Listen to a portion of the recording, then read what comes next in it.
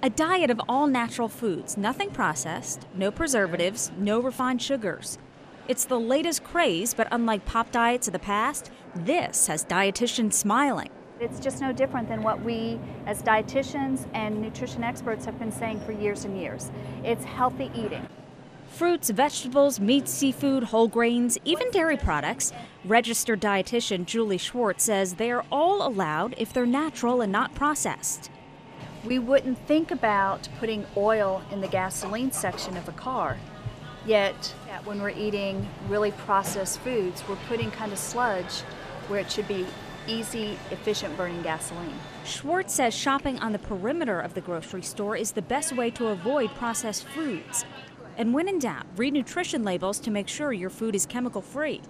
Think of label reading as a curiosity to empower you with more information. So when you look at a label, you're seeing that food. You're seeing beans, period. So anytime we're seeing something else, we don't really need that in the food. For today's Health Minute, I'm Susan Hendricks.